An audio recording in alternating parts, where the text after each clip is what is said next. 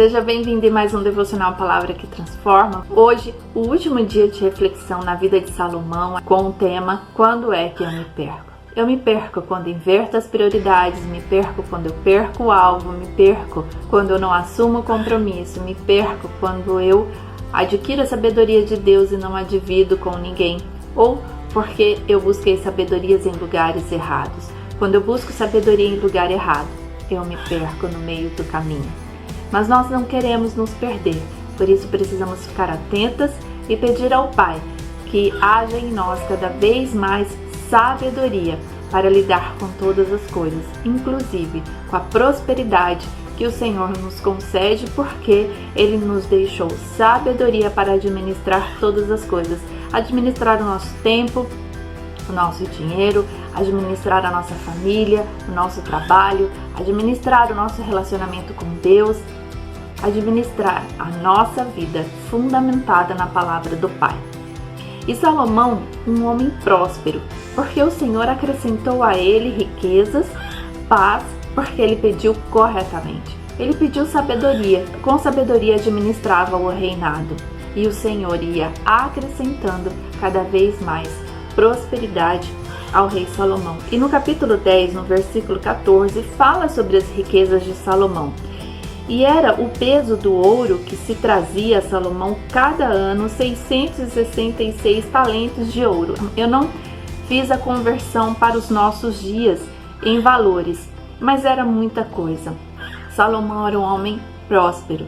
Além da prosperidade, da paz que tinha no reinado dele, ele também era próspero financeiramente. Mas Salomão se perdeu no meio do caminho, porque ele se esqueceu do abençoador. Salomão só tinha essas riquezas porque era vontade de Deus, consequências de uma sabedoria que o próprio Deus deu a ele. Mas ele se esqueceu do abençoador. E o Senhor Deus é o nosso abençoador. E na caminhada nós não podemos esquecer daquele que estende as mãos para nós. Quando nós olhamos para a nossa vida e começamos a degustar a nossa vida sem se lembrar de agradecer ao Pai, esquecendo de quem é Deus na nossa vida, nós então nos perdemos, porque deixamos de olhar para aquele que criou todas as coisas, para aquele que com a sua vontade perfeita nos concede todas as coisas. Por isso nós precisamos olhar para ele. E no capítulo 11, fala sobre a idolatria de Salomão. Salomão então começa a se perder, começa a intensificar os seus relacionamentos com pessoas erradas, daquelas que o Senhor disse para não fazer. E diz aqui no capítulo 1, no versículo 1 e 2, da seguinte forma: e o rei Salomão amou muitas mulheres estranhas.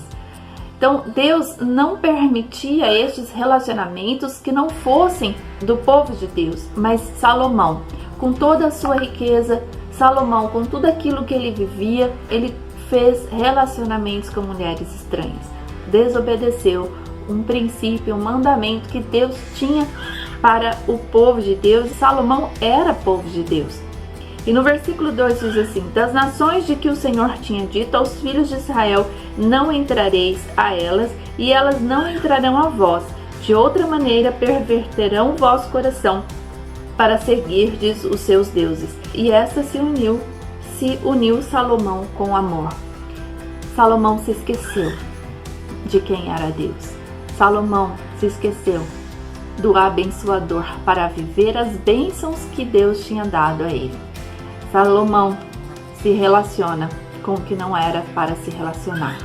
Quando nós começamos a viver no deleite das bênçãos do Pai para a nossa vida e começamos a viver de uma forma tão intensa as bênçãos que o Senhor tem nos concedido, que nós nos esquecemos de um tempo com Deus, nos esquecemos de ter um devocional com Ele. Por exemplo, você tem pedido um filho e Deus te concedeu este filho, e você vive de uma forma tão intensa a alegria deste filho.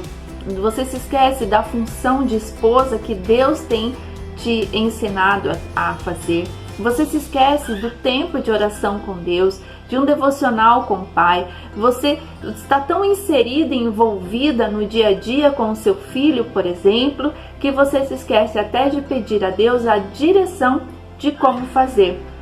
Sabe quando a pessoa que sabe dirigir um carro, que é condutora de um veículo, e é tão automático passar uma marcha, frear, olhar para um lado, para o outro, para o retrovisor, tudo aquilo é tão automático que quando acontece alguma coisa, uma batida, por exemplo, você começa a pensar, será que realmente eu fiz tudo certo? Porque tudo é tão automático que você não presta mais atenção. E na vida, quando nós nos deleitamos nas bênçãos do Pai, e aquilo tudo se torna tão automático na nossa vida, tão parte do nosso dia a dia, que nós nos esquecemos de pedir a direção diária de Deus, a sabedoria do Pai, para continuar a viver as bênçãos do Senhor, a viver conforme a vontade de Deus para a nossa vida. E Salomão fez isso. Eu penso que tudo aquilo era tão parte do dia a dia dele, que ele começa então a se relacionar com o que não era de Deus, como se ele fosse o dono de tudo aquilo. Mas nós não somos donas das bênçãos que o Senhor nos concede, nós somos mordomos administrando o que Deus nos dá para cuidar. E no versículo 11 deste capítulo 11, há consequências do ato de Salomão de se esquecer do abençoador, que diz assim: pelo que disse o Senhor a Salomão, visto que ouvi isso em ti, que não guardaste o meu conserto e os meus estatutos que te mandei, certamente rasgarei de ti este reino e o darei a teu servo.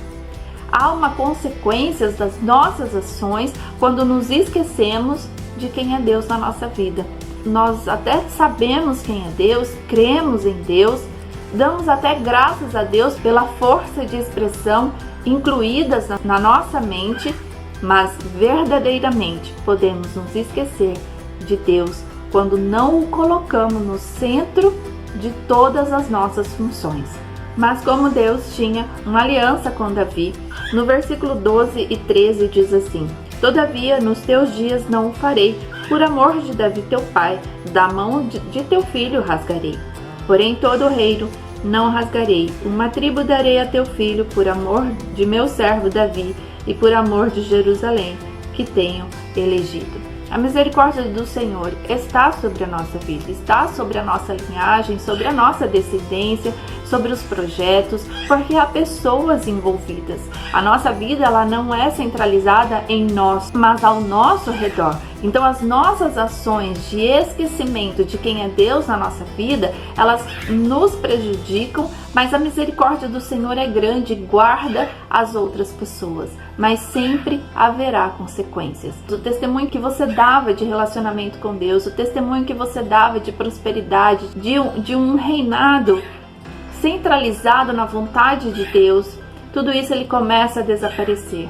E você deixa de ser aquela mulher de testemunho, aquela mulher onde as pessoas gostavam de estar ao seu lado, porque a sua vida era edificada na rocha que é Jesus Cristo. Nós não podemos nos esquecer do abençoador em nenhum momento da nossa vida, seja nos momentos de paz, seja nos momentos de tribulação. Sempre Deus, ele precisa estar na nossa mente, nas nossas atitudes. E Salomão, na sua velhice, ele percebe que tudo aquilo que ele viveu de prosperidade era vaidade, porque ele se esqueceu do abençoador. Porque o Senhor, ele nos quer bem. O Senhor, ele quer que a nossa vida vá bem. Mas nós não podemos tornar tudo isso como um ato de vaidade para mostrar às outras pessoas e viver um deleite sem a presença de Deus. E no livro de Eclesiastes, um livro que fala sobre essa vaidade, que entende-se que foi Salomão quem escreveu, diz assim no capítulo 1, versículo 2: vaidade de vaidades, diz o pregador, vaidade de vaidades, é tudo vaidade. Mas por quê? Porque ele se esqueceu de quem era Deus. Ter prosperidade em todas as áreas da nossa vida, ela só se torna vaidade quando nós nos esquecemos dos propósitos que Deus tem para nós. Ou seja, nos esquecemos do abençoador e vivemos querendo mais, mais e mais, sem perguntar a Deus qual é a nossa porção. E no versículo 17 diz: e apliquei o meu coração a conhecer a sabedoria e a conhecer os desvarios e as loucuras, e vim a saber que também isso era aflição de espírito. Salomão pediu a sabedoria, Deus concedeu a sabedoria e acrescentou todas as outras coisas. Mas ele se perdeu no caminho quando ele se esqueceu do abençoador. E toda a sabedoria então se torna loucura. Porque a sabedoria aplicada de uma forma errada não é sabedoria divina.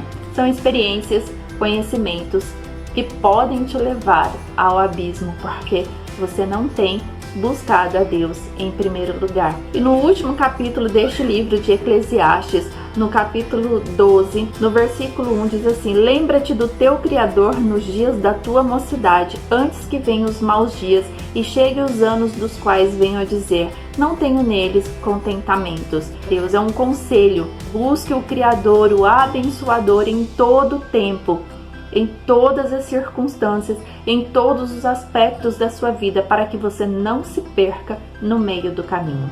E ele confirma no versículo 8, vaidade de vaidade, diz o pregador, tudo é vaidade. Mas por quê? Porque ele não colocou mais Deus no centro da vida dele. Então, no versículo 13 e 14, quando ele termina esta carta, diz assim: de tudo o que se tem ouvido, o fim é, teme a Deus e guarda os seus mandamentos, porque este é o dever de todo homem. Porque Deus há de trazer a juízo toda obra, e até tudo que está encoberto, quer seja bom, quer seja mal.